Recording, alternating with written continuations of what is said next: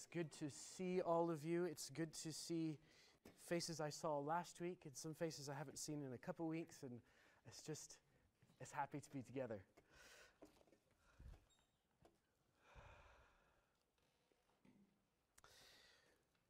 We are going to push on in the book of James. If you want to open your Bibles there, James and chapter 4.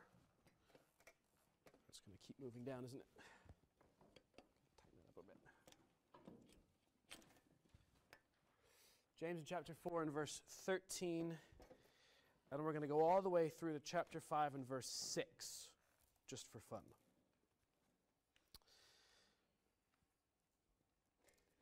Does anyone want to read the scriptures this morning? Anyone want to read verses 13 through 17 of chapter 4? Anita, yes. And would someone else read chapter 5 and verses 1 through 6? Jessica. Excellent. Thank you.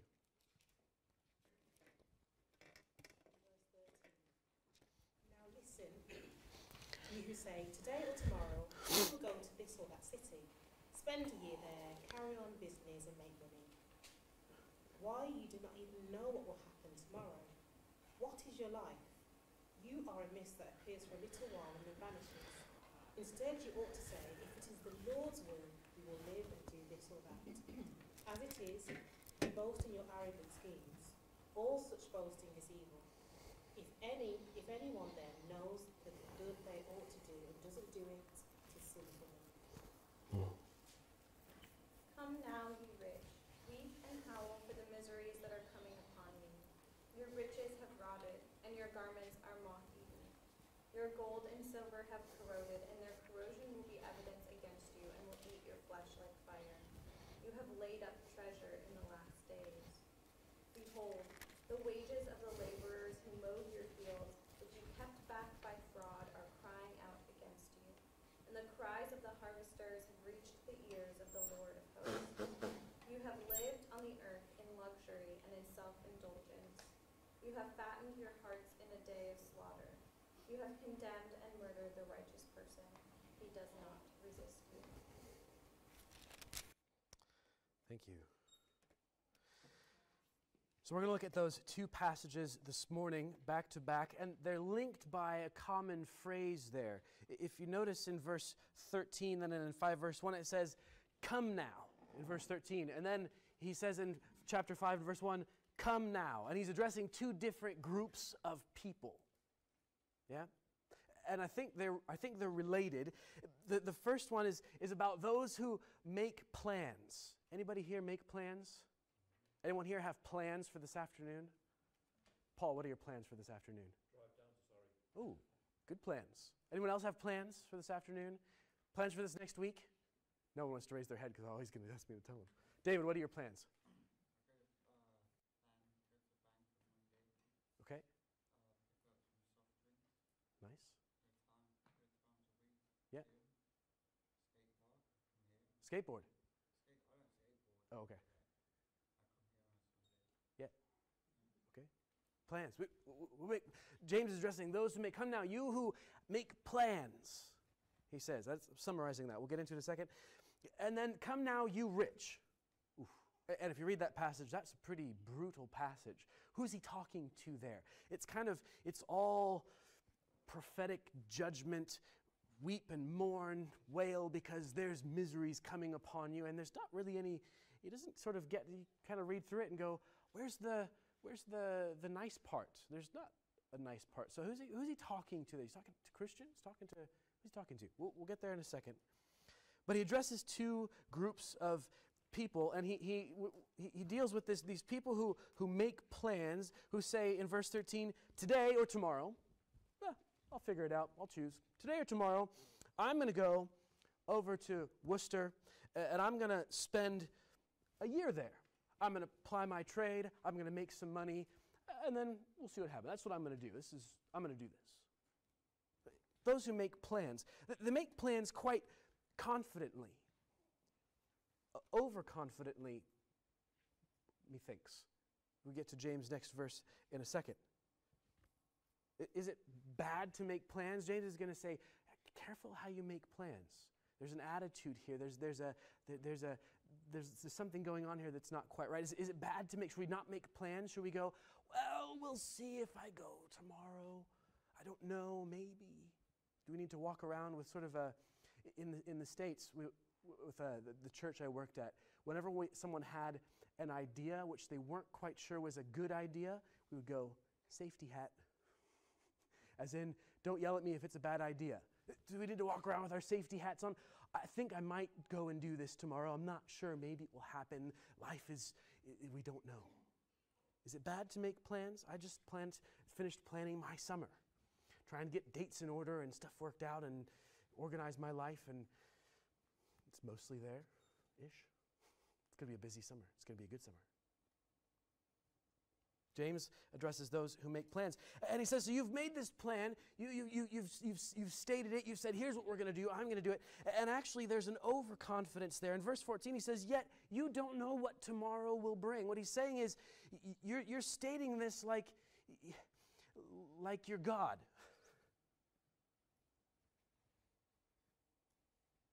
You don't know the future. You're planning for this like everything's going to go exactly as you plan it to go. Have you noticed in the last, 10, 15 years, the number of times that governments have had to bail out banks? It's because they plan like nothing's going to go wrong. Yeah? We do that as well. We make lots of assumptions about how life is going to go. Yeah? And you know what assuming does, right? Does everybody know that one? Yeah. Assuming, it makes an ass out of you and me. Excuse the language. Ass is in the Bible, in the King James Version, so it's okay. Don't send me an email afterwards. It makes you look bad when you assume. But we assume all kinds of things. We assume that when I get in the car, I'm going to arrive safely. We assume when we go to sleep, we're going to get up in the morning. We make all kinds of assumptions. Not all of them are bad assumptions. Living would become very painful without some of those assumptions because you can't do anything with confidence. But James says, you're making some assumptions here.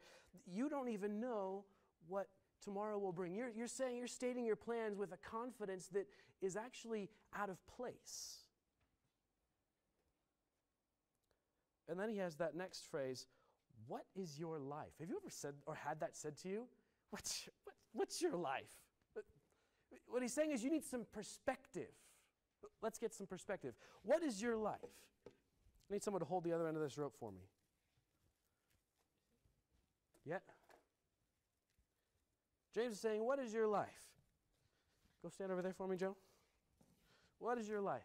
This is a decently long rope. I would have loved to have one that could go all the way around the room. But this is imagine that this is the breadth of time. Time had a beginning. It's going to have the time is going to end some point. That's eternity. It keeps going, it keeps going, it keeps going. And he says, what's your life? You need a little perspective. If I can get my tape off here. Happy painter's tape, trying to peel it the wrong way. He says, what's your life?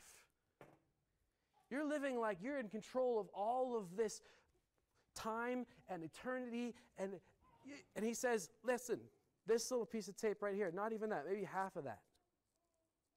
Put it on so you can see it. He said, right here, that little piece of tape, that's your life. You were born, you live, you die, eternity. What's your life? He says. You're making all these decisions. You plan your life out. You know where you're going. You've got a plan for it. Do you notice in our culture has a plan for your life. You're born, you grow up, you go to school, then you're going to go to college, you're going to get some training, some education. Maybe you go to university, maybe you you learn a trade, but you're going to do something, you're going to get a job, you're going to maybe get married. It's a little less what's the word, structured now than it used to be, but it's still, there's a plan for your life. It's all planned out. And we just get funneled into the system and we do it. Not necessarily a bad thing. But he says, you need some perspective. This is your life. That's eternity. What's your life? He says. You don't even know what's going to happen tomorrow, let alone what's going to happen on the other side of death. Thank you, Joe. He says, what's your life?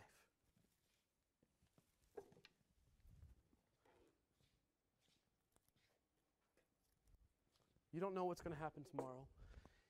You know, if you take 10 pennies and you stick them in your pocket, you label, you put 1, 2, 3, 4, 5, 6, 7, 8, 9, 10, you put a number on each one of them, and you put them in your pocket in order, 1, 2, 3, 4, 5, 6, 7, 8, 9, 10, and then you take one penny out, you look at it, you put it back in, you take another penny out, you look at it, you take another, each time you put it back in, the chances of taking them out, again, one by one, then putting them back in the order that you put them in is 1 in a billion. This is ridiculously high odds. You don't even know what's going to happen tomorrow, let alone which penny is going to come out of your pocket. 10 pennies. What is your life? And then he has that beautiful, poetic, terrifying description. You are but a mist. Your life is like a mist. It's here, you wake up, and it's there, and the sun comes out and burns it off, and it's gone. You're a mist. He says you need some perspective on your life. He's not trying to get us down. He's trying to bring some realism to your life.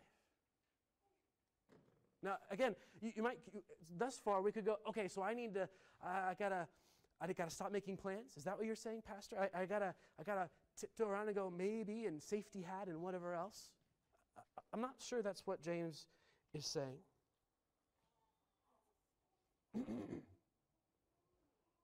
But it does remind me of a story in Luke in chapter 12. Do you remember the story of he was a farmer?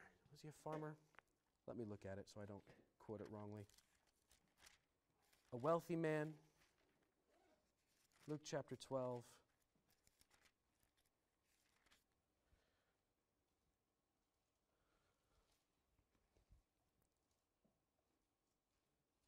The rich man. There we go. Jesus tells the parable, Luke chapter 12 and verse 16. There's a rich man, and his land produced bountifully, more than he needed, tenfold. And he said, what am I going to do? I know what I'll do. I'm going to build extra barns, and I'm going to store up all of everything that my fields have produced in these barns, and then I can kick back and live the good life, live the easy. Isn't that the dream? I mean, have you read any of these articles recently? These young people they're becoming millionaires at the age of 30 or 35 so that they can retire at 40. It's kind of crazy. And I read those and go, oh, now that sounds like a good idea. That's interesting. Retire at 40 with $1 million, £1 million in the bank? Wow. Super. Have you read these articles, or am I just the only one who's fascinated by this? Is super saving and hyper managing their budgets. I mean, micromanage As a rich man, he says, I'm going to kick back and live the good life. And what happens to him? That very night, God appeared to him and said, you fool. This night your soul is required of you. And the things you have prepared, whose will they be? Whose will they be? So the one who lays up treasure for himself is not rich towards God. James says, you don't know what's going to happen tomorrow. So what's his advice? Is it just warn on James' part, or does he give us some advice? He gets to verse 15. And here's what he says. Instead, you ought to say, if the Lord wills, we will live, because he's in charge of whether you live or die. So James says back in verse 12, he's the one who's able to save or destroy. He's the one in charge of your life. He determined where you were born and who your parents were and what color your skin is and what language you grew up speaking or languages and where geographically you were born. He determined all of that stuff, and he determines when and where you take your last breath. If the Lord wills, we will live and do this or that. He determines what you do. You see, what James is saying is the people he's talking to, they've made all of these plans, and they haven't bothered to check with the Lord. He wasn't even an afterthought. It just never came into their heads. Make plans and just do my thing. What does God have to do with it? That's for Sunday morning, right? He says, remember, perspective. What's your life? You're acting like you have control of everything, of the whole timeline, from the day that everything was created till the day it ends and eternity afterwards. Your life is this.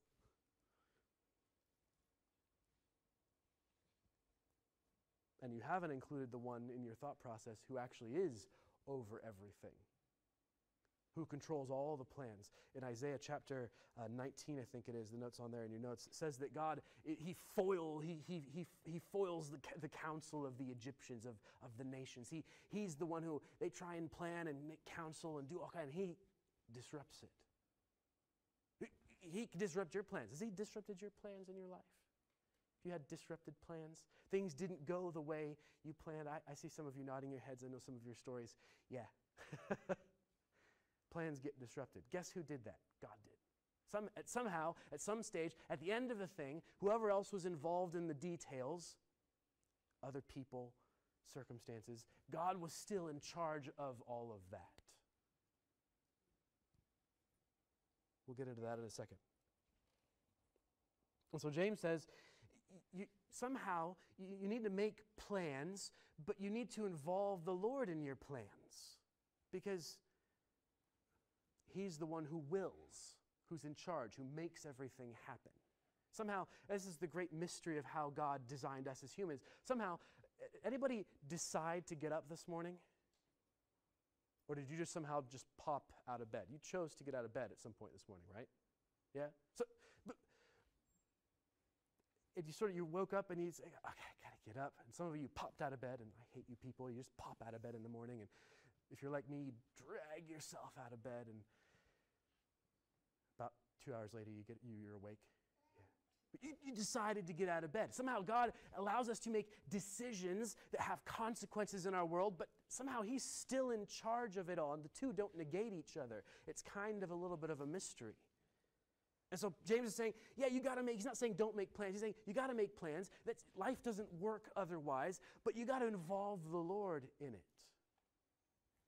If the Lord wills. Now, does that mean, okay, well, I need to, whenever I do something, I need to be like a good Muslim, and I need to say, okay, I'll do this, God willing. I just need to say it, and then that's enough, right? God willing, I'll get up in the morning. God willing, I'll go to church. God willing, I'll go to work. God willing, God willing, God willing, God willing. Is that what I meant to, I just had to say that all? Is that what I meant to say? If we do that, we're starting to get into a little bit of legalism, a little bit of ritualism, a little bit of, I just have to say, but it doesn't have anything to do with your heart. I mean, it might do. What James is concerned with, as are all the gospel writers, is your heart. So maybe sometimes saying, I'm going to do this, Lord willing, or by God's grace, is not a bad thing, but it can become a legalistic ritual. I have to do this so that I'm okay with God. Saying it doesn't mean it's going to go okay. God still might choose to disrupt your plans. Yeah, but I want my plans. I don't want God controlling me. I want to be in control. Well, that's kind of what James is talking about. So what does he say? What's the point here? Well, I think the first thing is, he says, if God wills it, if the Lord wills. The question is, well, how do I know what he wills? There's a good question. How do I know if he wants me to go on holiday or go to the next thing? Sometimes there's some choices you involve him more in, and some choices you involve him less in at some level. I mean, practically, if I've got when we decided we were going to move to England, guess what we did a lot of? We prayed a lot. We talked we asked, but when I think about I'm going to go into town tomorrow, and I don't spend 5 hours praying. So there's different levels, but the question is, how do I know? I think that's where James is trying to get us to at some level, is to go, well, how do I know what his will is for my life? Anybody ever asked that question? It's a good question, too. How can I know? Because just walking around saying, if the Lord wills, by God's grace, inshallah, as you say in Arabic, we can use that in a lot of ways. We could say, inshallah, to sort of leave some space, leave a little wiggle room. I'll see you tomorrow. Best, I'll see you tomorrow, inshallah. And I don't turn up, and Best is going, I thought we were going to meet. Well, I said inshallah, so it's okay. God didn't will it. We say, sometimes when Muslims say, inshallah, there's a different, they're not talking to the God of the Bible. They're talking to Allah, who's described in the Quran and the Hadith. And in those writings, that God who's described there, there's nothing that's sure or certain or given. Forgiveness is not a given in Islam. So when you say, if God wills it, what you say in the Muslim sense of the term, you say, I really have no idea what God's will is. It's just going to be what it is. There's a fatalism to it. That's not Jesus. Because some things are certain. When you trust Jesus, forgiveness is certain. It's paid with his blood. We have the Holy Spirit inside of us as an earnest, a down payment on our inheritance in the next life. Everything that Jesus gets for his inheritance, we get for we get to share. We're co-inheritors. What's the word? Heirs. Not co-inheritors. Co-heirs with him. We get to share. Those things are certain because of Jesus' death. So it's not a, God wills it, I don't know. No, there's some things we know for certain. There's some things that God has revealed very clearly about almost every topic of life. Not everything is laid out black and white, but there's a lot of stuff he's talked about in this book about what he wants you to do, what his will is. Sometimes we call that his revealed will. But there's still some gray areas. Who should I marry? What career should I have? How many kids should we have? That one's, Renska and I have talked about that one in the last couple of years. Where should we live? What house should we buy? Some of you are thinking about that. What should I spend my life on? The Bible has some things to say, but not specifics. How do you know? And I think that what James is trying to get us back to is he wants us to think back. He's already talked about this back in chapter 1 and verse 5. Do you remember what he says? Chapter 1 and verse 5. If any of you lacks wisdom, let him what? Ask God.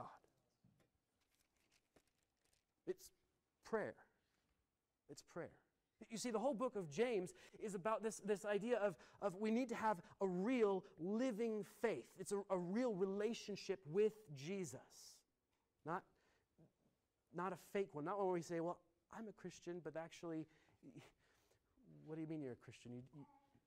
You don't do any of, you don't follow Jesus, you don't know Jesus, you don't do any of the works of Jesus. He says, living faith, and friends, a living faith is a relationship with Jesus. You know what the basis of any relationship is? LaQuisha and I were just talking about this morning. The basis of any relationship is communication, prayer. If you're not talking to God, there's not any relationship there. And he's not talking back to you. So I think what James is trying to get us back to is he's saying, listen, you got to be careful. You need some perspective in how you make plans. You need to involve the Lord in it. What's his will? Well, you need to ask him. You need to pray about it. Has anybody ever prayed through a decision? Yeah. Lord, I got this big decision. I'm not sure what to do. I know what I want to do. What do you want me to do? Is it the right thing? I don't know. There's these things, and there's this, and there's these circumstances, and there's these details, and I got to account for this. And Lord, it's really I don't know, Lord. Would you show me? The next morning you wake up and you pray the same thing. And the next morning you wake up and pray the same thing. And the next morning you wake up and pray the same thing. And somehow he starts to answer you.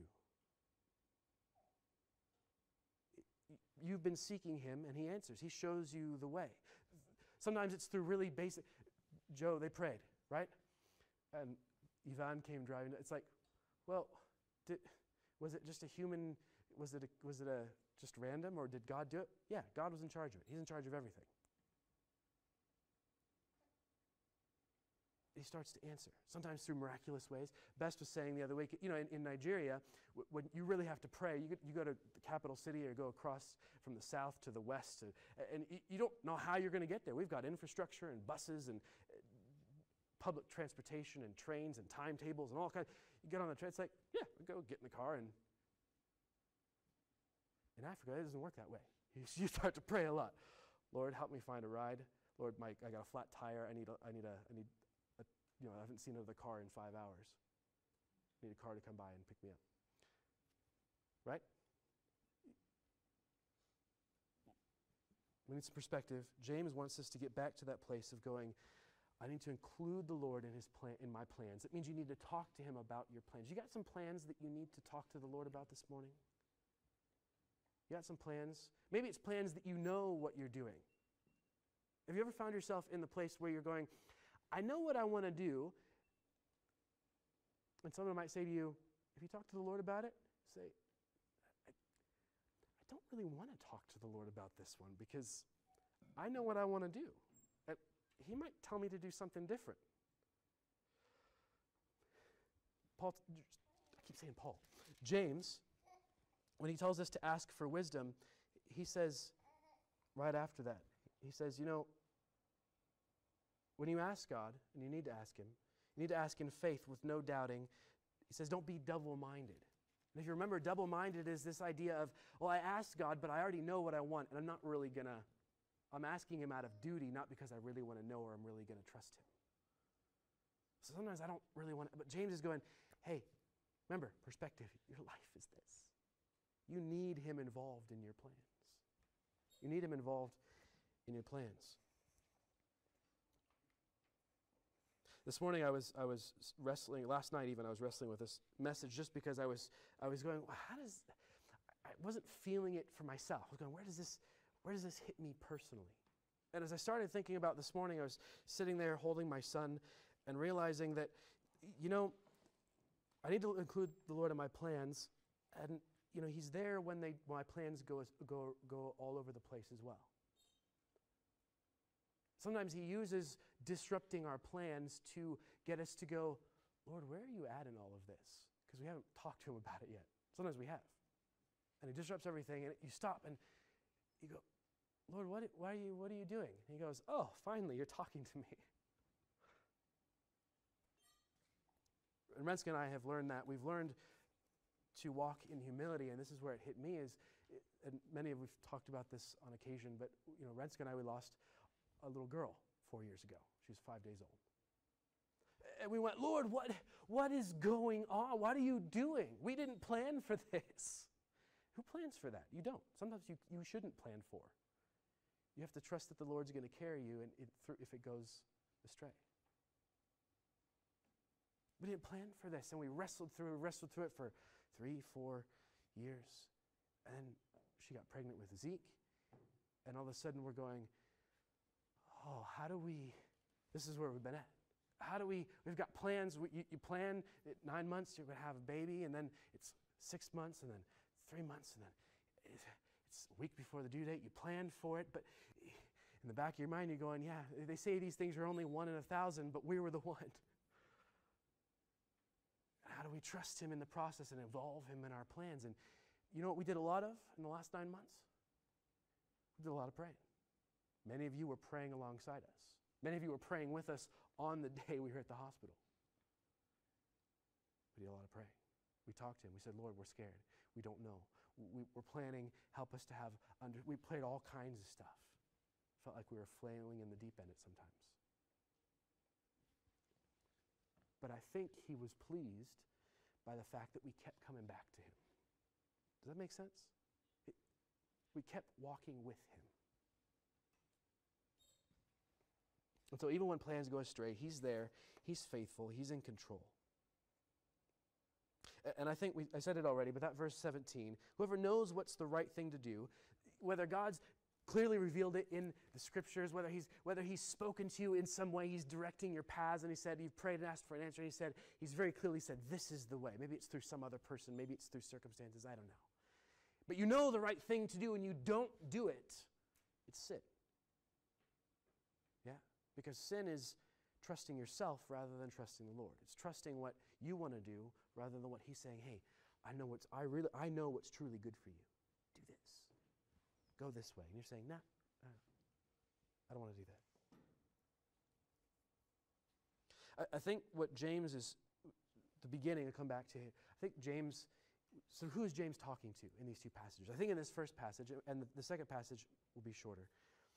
In this first passage, I think James is talking to people who are calling themselves Christians. The whole letter is written to Jesus followers from a Jewish background.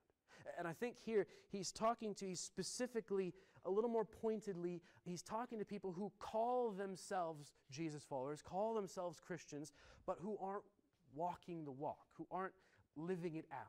He's talked about that earlier in his letter. Sometimes what we call nominal Christians, Christians in name, or cultural Christians, or sometimes I like the term a functional atheist.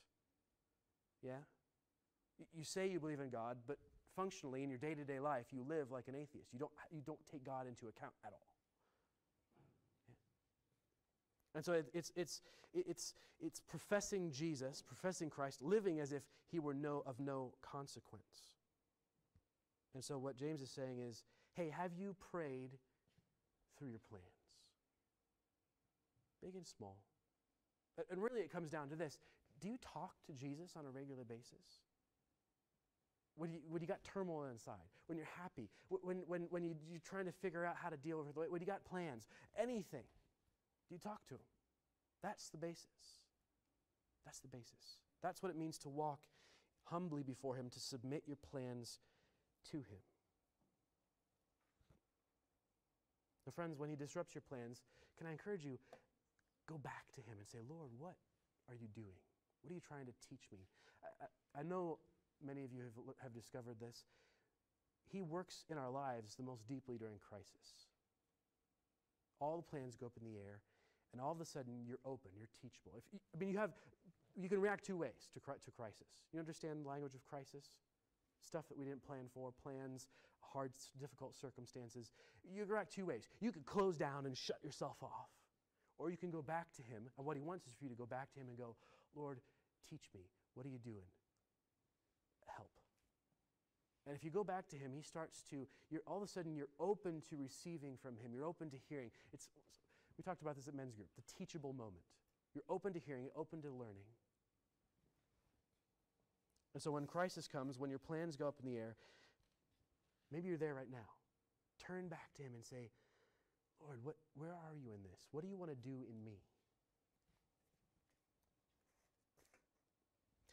James has this passage, and it's going to tie in a little bit to next week in chapter 5 and verses 1 through 6. The rich who are condemned by their wealth. We're just going to touch on it briefly, and it'll play again into next week. But James is just finished talking to people who are living like functional atheists. And I think what he's doing here is he says, hey, you're living like a functional atheist. This is the lot of an atheist, of someone who, not just, because you could just believe in God, but this is the lot of someone who doesn't believe in Jesus, who doesn't trust Jesus with their life. Their lot is this. Their lot is judgment, is separation from Jesus. I don't particularly like these passages, but they're here. We need to deal with them. So the rich, in Old Testament language, the rich are those who exploit others. They're evil, the wicked, those who are opposed to God. That's who the rich is. And James is writing in a very Jewish way here. That's why we make that link. And so he says, weep and howl. In other words, repent. There's judgment coming unless you repent. This is the lot of those who live by their own counsel, who trust in themselves. He says, first of all, in verse 2, your riches have rotted. Wealth, the things that you can accumulate in this world, even reputation, the world's esteem, its wisdom, its power, they're all temporary. When you die, it dies with you. It dies with you. And so he says there's three things that are evidence against the rich. He says, your gold and silver have corroded. Their corrosion will give evidence against you. So their corroded wealth is going to be evidence against them of having not trusted Jesus. The language of rottenness and corrosion. When we first moved to the UK, we would buy bread in the store, and we would start eating it, and about 4 days later, it would be rotting. And we were like, what's going on? Because in the States, you buy a loaf of bread, and it lasts for 3 weeks. What are they putting in the bread, right? But you go, I'm going to make a sandwich. I'm going to fry up an egg and put all kinds of stuff on it. Salad dressing, 3 kinds of deli meats. And, you're a big sandwich. And the bread's rotten. James is saying, it's corroded, it's rotten. You're going to come to the last day, and Jesus is going to stand there, and he's going to go, what have you done with your life? And you're going to pull out rotting riches. Corroded, worthless. Yeah. That's the first thing. The second thing in verse 4 is the wages of the laborers that you should have paid. They say, I don't employ anybody. Yeah, but the point is that those dishonest dealings that we've had, we've all got them at some level. Those dishonest dealings, dishonesty, they come back to cry out against you as well. And then lastly, in verse 5, that luxurious self-indulgence existence that was at the expense of the righteous person in verses 5 and 6 there. They all come back to testify against you at the final day when Jesus says, hey, I gave you your life. What did you do with it? What did you trust in? And you're going to go, I trusted you, Jesus. But all the evidence is going to point the other way, is what James is saying to those who trust in riches in this life. Why does James, it's sort of, what's the link between the first part and the second part? And I think there's 2 things. And we'll get into the first thing. I think the first thing, if you notice in verse 7, James says, be patient, therefore, brothers. He's talking to Christians again. Be patient, therefore, brother. I think the first reason is that in all of this, he says, if you're trusting Jesus with your life right now, you're submitting your plans to him, hey, he knows. He sees. You've been taken advantage of. You've been abused in the past. You've been treated badly by others. There is one who knows, and he will make it right one day. He's going to make it right. You could keep trusting him. Keep on. Be patient. Keep on trusting. We're going to do that. We'll get into depth with that next week. But keep on. If that's you this morning, he knows. He knows you've been taken advantage of. You've lost money because of whatever. I had dear friends of ours in the States. He was a banker in New York City before 9/11. And there was the crash in 2008, and they lost everything. He's a good, honest man. They lost everything. He knows. The Lord knows. If you've been abused by people and taken advantage, he knows. He hears. He sees. It has not gone unnoticed. And he will make things right. You can continue to trust him. I think the second reason that James includes that passage is because he's saying to the first group of people, the people who are functional atheists, nominal Christians, he's saying, hey, you're calling yourself a Christian, but you're actually living like these folks over here, the people who trust in riches, who trust in the things of this world. At the final day, it's not going to be what you say that counts. It's going to be the fact that all the evidence points the other way. What are you trusting in now?